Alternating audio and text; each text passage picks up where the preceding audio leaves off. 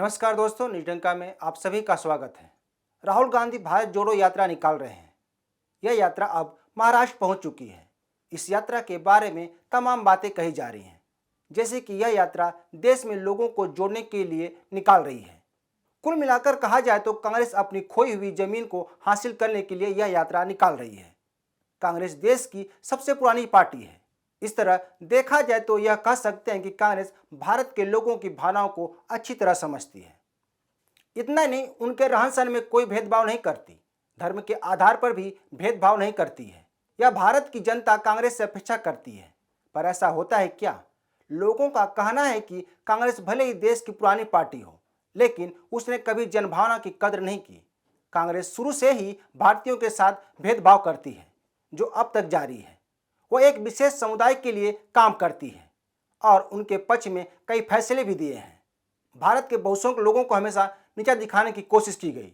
जैसे कांग्रेस नेता और पूर्व पीएम मनमोहन सिंह ने कहा था कि भारत के संसाधनों पर पहला हक अल्पसंख्यकों का है।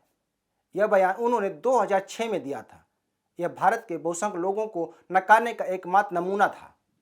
तो फिर कांग्रेस नेताओं से कैसे उम्मीद कर सकते हैं कि वे भारत के बहुसंख्यक लोगों के लिए बात करेंगे या उनके विकास के लिए बात करेंगे, जैसा कि सोमवार को एक कांग्रेसी नेता ने किया। एक बार फिर कांग्रेसी नेता ने हिंदू धर्म को अपमानित करने की कोशिश की। कर्नाटक के कांग्रेस नेता सतीश जारकीहोली ने एक कार्यक्रम में कहा कि हिंदू शब्द भारत का नहीं है। हिंदू शब्द फारसी है, जिसका अर्थ बहुत गंदा है, जिस पर भारत में बात नहीं की जानी चाहिए। सतीश जारकीहोली ने यह बयान एक कार्यक्रम में दिया। उन्होंने कहा कि हिंदू शब्द कहाँ है, भारत का इससे क्या संबंध है, आपका कैसे हो गया हिंदू, इस पर चर्चा होनी चाहिए। आपका यह शब्द नहीं है, फिर आप इसको सिर पर बैठा कर क्यों रखे हैं? अगर इसका मतलब आपको समझ में आएगा तो आपको शर्म आएगी। हिंदू का जो मतलब है वह बहुत बड़ा गंदा है। कहीं का धर्म, कहीं का शब्द लाकर हम पर थोप दिया गया है। उन्होंने कहा कि आप विकिपीडिया से यह देख सकते हैं, इसमें लिखा गया है कि हिंदू शब्द फारसी है। दरअसल कांग्रेसी नेता ने जिस जगह से अधकचरी जानकारी ली है, वहाँ यह भी कहा गया है कि हिंदू शब्द सिंधु से लिया गया है। हालांकि यहाँ हिंदू शब्द कहाँ से उत्पन्न हुआ, इसके बारे में कई विचार रखे गए हैं, लेकिन कांग्रेस नेता ने जो कहा वह पूरी तरह से सही नहीं है। यह केवल हिंदू धर्म को बदनाम करने की कोशिश है। सवाल यह है कि क्या सतीश जारकीहोली इस पर कोई रिसर्च किए हैं? अगर नहीं किए हो तो इस पर जारकीहोली को बोलने का कोई हक नहीं है। जिस विषय पर उन्हें जानकारी नहीं है उस पर उन्हें नहीं बोलना चाहिए। बेवजह का बवाल खड़ा करने और दुश्मनी बढ़ाने की क्या जरूरत है? राहुल गांधी की भारत जोड़ो यात्रा कर्नाटक से होकर महाराष्ट्र में पहुंची है। ऐसे में राहुल गांधी ने इन नेताओं को क्या सीख दी, यह सोचने का विषय है। कर्नाटक में जिस तरह से सरकार गिरी थी, उसके बारे में सतीश जारकीहोली को जानने की जरूरत है। इसमें एक एंगल धर्म भी था, इसलिए कांग्रेस और कांग्रेसी नेताओं को सोच समझ कर बोलने की जरूरत है। कर्नाटक में सरकार गिरने का दूसरा पहलू यह भी था कि जनता दल सेकुलर में यानी कि जेडीएस और कांग्रेस दोनों एक दूसरे के कट्टर दुश्मन थे, लेकिन सत्ता के लिए गठबंधन किए थे। कांग्रेसी नेताओं को भारत जोड़ो यात्रा का मतलब समझना चाहिए, अन्यथा 2024 में मतलब देखने को मिलेगा। मतलब निकालते निकालते पार्टी जहां पहुंची है वहां से वापसी करना मुश्किल हो जाएगा। वैसे सतीश जारकीहोली कांग्रेस के पहले नेता नहीं है जो हिंदू धर्म को बदनाम करने की कोशिश की है।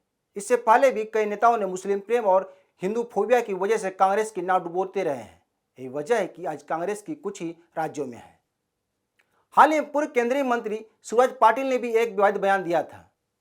इसी साल 20 अक्टूबर को उन्होंने कहा था कि गीता में भगवान कृष्ण अर्जुन को जिहाद की सीख दे रहे हैं। पाटिल ने दावा किया था कि जिहाद की अवधारणा इस्लाम में ही नहीं बल्कि हिंदू और ईसाई धर्म में भी है।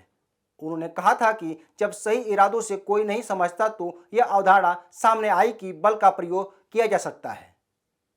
इससे पहले भी कांग्रेसी नेता राम के अस्तित्व को नकार चुके हैं, जो हिंदुओं का आराध्य हैं। अयोध्या में राम मंदिर पूजन के समय कांग्रेस नेता केतकर ने न केवल भगवान राम के अस्तित्व को नकारा था, बल्कि उन्होंने यह भी कहा था कि हिंदू देवी देवता साहित्य की रचना है। कभी खुद राहुल गांधी ने भी कहा था कि हिंदू और हिंदुत्व दोनों अलग हैं। इतना ही नहीं, उन्होंने कहा था कि मंदिर जाने वाले लोग लड़कियों को छेड़ते हैं। इसी तरह सलमान खुर्शीद ने हिंदुत्व की तुलना आतंकी संगठनों से की थी। बहरहाल आज कांग्रेस जिस स्थिति में उसके लिए वह खुद जिम्मेदार है। पहली बात कि कांग्रेसी नेताओं ने हिंदू मतदाताओं को कभी सम्मान नहीं दिया। उन्होंने हमेशा हेय दृष्टि से देखा और उनके साथ दोयम दर्जे का व्यवहार किया।